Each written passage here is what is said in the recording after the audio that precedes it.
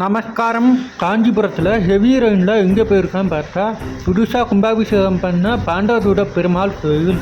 இந்த கோயிலில் இதுக்கு முன்னாடி ஒரு வருஷம் முன்னாடி கோபுரம் எப்படி இருக்குன்னு பார்த்தா இப்போ எப்படி இருக்குன்னு பார்த்தா நல்லா சிறப்பாக அமைச்சிருக்காங்க. அதுவும் இயற்கையோடு. இந்த பெருமாள் 25 ஃபீட் 25 அது உயரத்தில் ரொம்ப ஹைட்டாக இருப்பார், உட்கார்ந்த மாதிரியே இருப்பார். இங்கே கிட்ட போய் பார்த்தீங்கன்னா ரொம்ப பெருசாக தெரியும் இந்த பெருமாள். இதுக்கு முன்னாடி தாயார் சன்னதி கோபுரம் இந்த பக்கம் எப்படி இருக்குன்னு பார்த்தா இப்போ எப்படி இருக்குது, இயற்கையாக எப்படி இருக்குன்னு பார்த்தாங்கன்னா தெரியும். ஆனால் இந்த கோயிலில் எல்லாமே அவ்வளோ சுத்தமாக பண்ணி வச்சுருக்காங்க. சுற்றி உள்ளது எல்லாம் கோபுரம், ராஜஸ்தம்பம், அவங்க நடைபாடு எல்லாம் சரி பண்ணி புதுசாக கும்பாபிஷேகம் பண்ணி பண்ணியிருக்காங்க. அதுக்கு பக்கத்தில் சக்கரத்தாழ்வார் கோயில் விளக்கு ஏற்றலாம். இதுக்கு முன்னாடி இந்த கோபுரம் எப்படி இருக்குது, முன்புற கோபுரத்துக்கு பக்கத்தில் குளம் எப்படி இருக்குன்னு பார்த்தா இப்போ எப்படி இருக்குன்னு பார்த்தா தெரியும்.